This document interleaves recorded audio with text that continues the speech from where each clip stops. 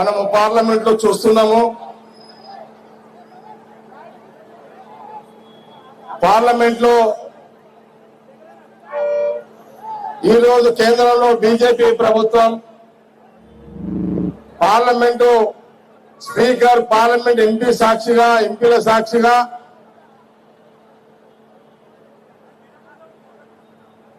స్వాతంత్రం వచ్చినప్పుడు ఆ రోజు మహాత్మా గాంధీ వారి నాయకత్వంలో ఈ దేశానికి అనేక ప్రజల త్యాగాల ఫలితమే దేశానికి స్వాతంత్రం. ఆ రోజు జవహర్లాల్ నెహ్రూ గారు ప్రధానమంత్రిగా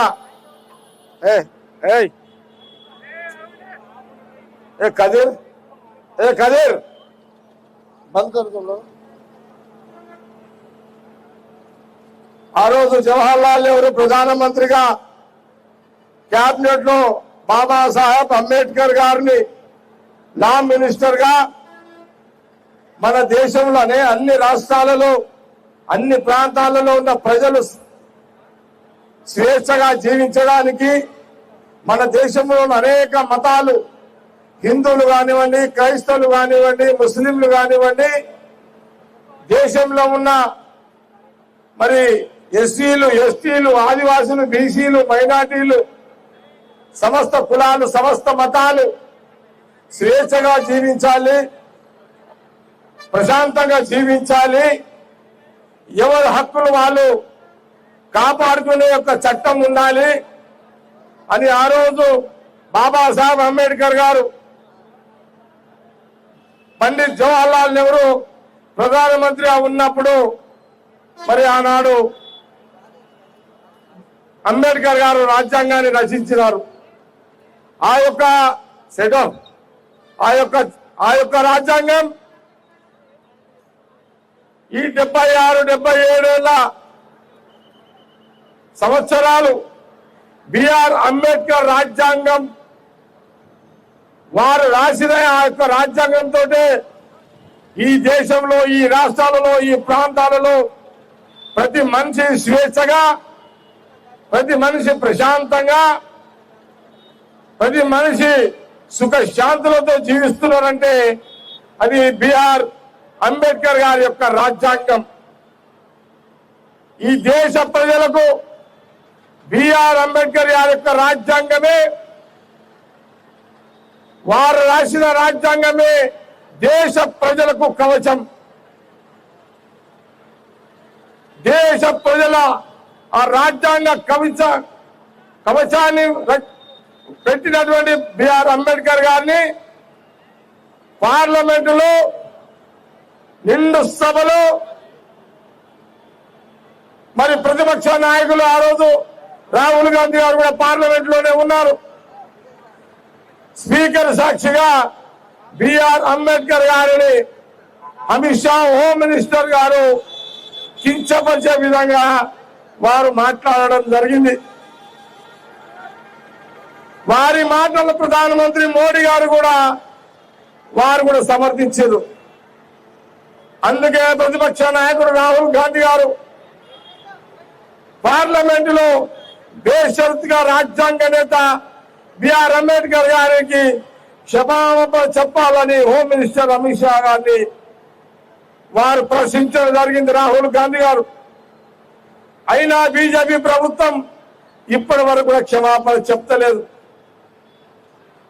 నిన్న పార్లమెంటులో మళ్ళీ రాహుల్ గాంధీ గారు అంబేద్కర్ కి క్షమాపణ చెప్పాలని పార్లమెంట్ లో మాట్లాడడానికి వెళ్తే మరి అక్కడ బీజేపీ ఎంపీలు రాహుల్ గాంధీ గారిని అడ్డుకోవడం, వారిని నెట్టేయడం, వారి మీద నెట్టేసి వారి మీదనే కేసులు, రాహుల్ గాంధీ గారి మీద బీజేపీ ఎంపీలు కేసు పెట్టడం జరిగింది.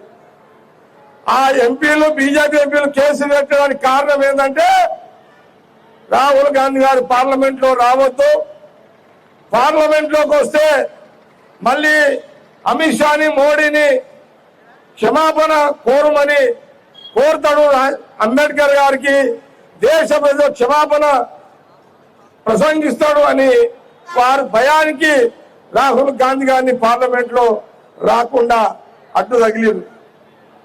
అందుకే ఈ రోజు సంగారెడ్డిలో కాంగ్రెస్ పార్టీ రాహుల్ గాంధీ గారి యొక్క నాయకత్వంలో కాంగ్రెస్ పార్టీ కార్యకర్తలు నాయకులము మనమందరము ఈ రోజు ఆర్ఎన్బి గెస్ట్ హౌస్ నుంచి 3 కిలోమీటర్లు మనము రాహుల్ గాంధీ గారి యొక్క నాయకత్వంలో బేషరతుగా రాహుల్ గాంధీ యొక్క డిమాండ్ అంబేద్కర్ రాజ్యాంగానికి క్షమాపణ చెప్పాలి అమిత్ షా మోడీ గారు అని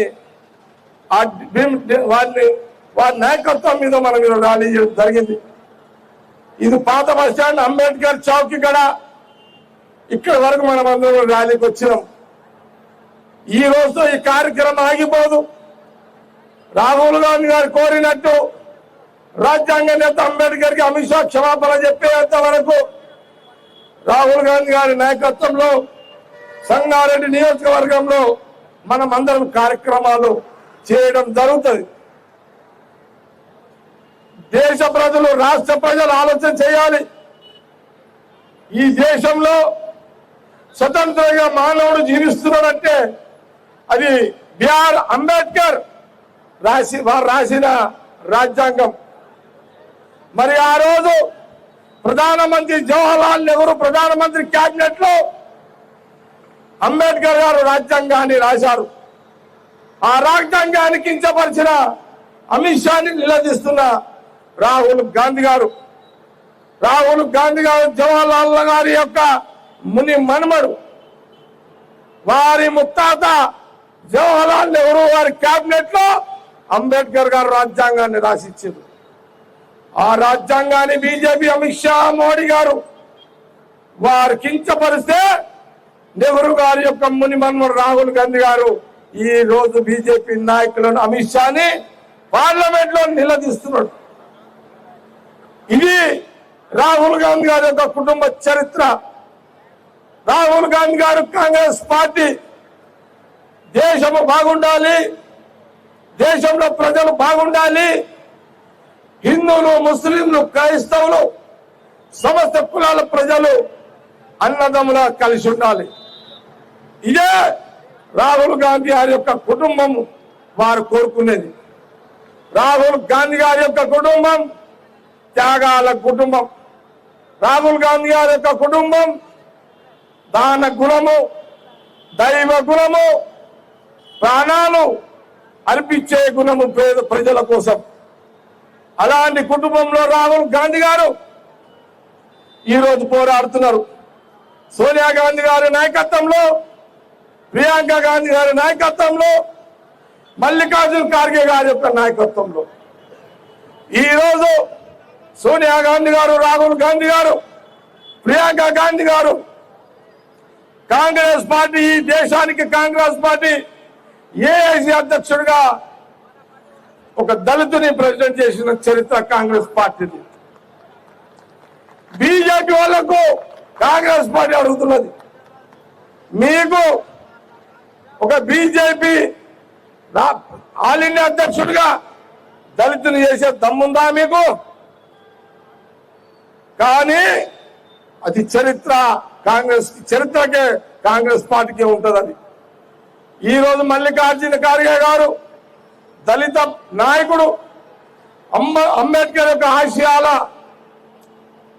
సంబంధించిన వారి ఆశయాలను పాటించే నాయకుడు ఖార్గే గారు.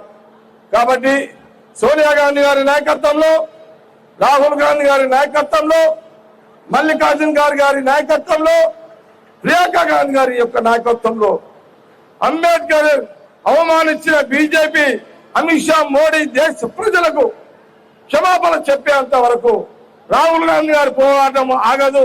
వారి ఎమ్మట కాంగ్రెస్ పార్టీ కార్యకర్తలము మనమందరం సైనికులుగా మనం పనిచేస్తూ వారి క్షమాపణ పోరాటం ఆగదు అనే విషయాన్ని సంగారెడ్డి నియోజకవర్గం కాంగ్రెస్ పార్టీ నాయకులకు, కార్యకర్తలకు తెలియజేస్తున్నాను.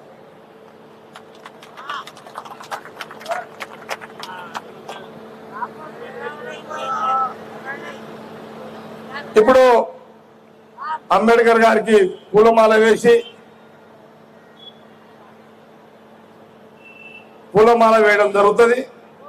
ఇప్పుడు నేను వెళ్తున్నా అక్కడ ఎస్టీలో ఉండండి, మీతో దిగుండి, మీరుతో దిగుండి. మహేశ్వరాలు దిగు, నువ్వు రవాణా, నువ్వు పైకెక్కు. ఎస్టీ నాయకులే ఉండాలి అక్కడ. పుల్లదండ రెడీ ఉందా? మీరు అట్లే ఉన్నాడు, మీరెందుకు బయటికి రవాణా ఎక్కడ జల్దీ రేపు తొందరగా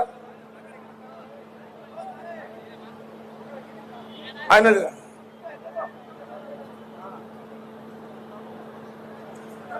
యోగా ఇప్పుడు ఏం లేదురా నాయన, ఎప్పటికిదే నారా, ఎప్పటికినేమా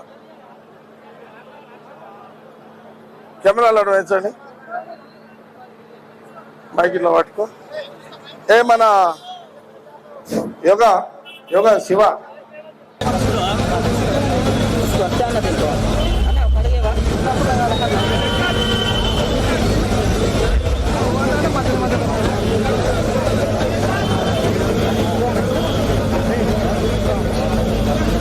కడిగేవా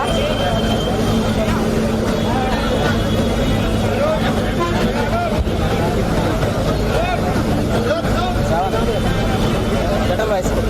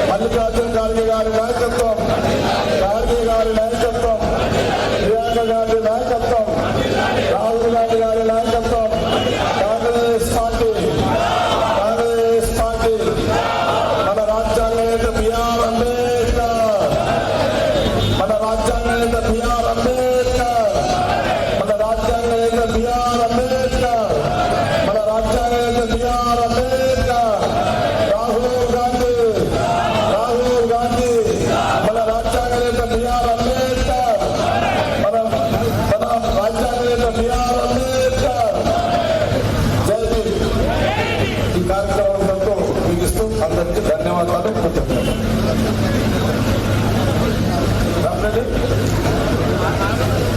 పెద్ద మీటింగ్ పెడతాం కార్యకర్తలు వచ్చారా మీటింగ్లో మీటింగ్ పెడతా ఒక అందరితో నేషనల్ కోసం మాట్లాడాలి తొందరగా పెడతా. ఓకే, కానీ ఈ మధ్యలో ఎమర్జెన్సీ రాహుల్ గాంధీ గారు ఎప్పుడు పిలిపించిన అందరూ అనుకుంటుంది. సంగారెడ్డిలో నియోజకవర్గం స్థాయిలో రాహుల్ గాంధీ గారు అంటే పార్లమెంట్ లో అమిత్ షా మోడీ గారు క్షమాపణ చెప్పేంత వరకు రాహుల్ గాంధీ డిమాండ్ పూర్తయ్యేంత వరకు అంబేద్కర్ గారు క్షమాపణ చెప్పేంత వరకు మరి రాహుల్ గాంధీ గారు పోరాటం వెనుక సంగారెడ్డి నియోజకవర్గ కాంగ్రెస్ పార్టీ కార్యకర్తలు నాయకులు ఎప్పుడు కూడా అలర్ట్ గా ఉండాలి. ఒక రోజు ముందు వచ్చినా 2 రోజుల ముందు వచ్చినా ఒకటే రోజు వచ్చినా అందరూ కూడా నాయకులు కార్యకర్తలు అందరూ కూడా పెద్ద సంఖ్యలో పాల్గొని నిరసన చెప్పే యొక్క కార్యక్రమం ఎమర్జెన్సీగా ఎప్పుడైనా ఉంటుందని విషయాన్ని తెలియజేస్తూ అందరికీ ధన్యవాదాలు. కృతజ్ఞతలు. జై హింద్.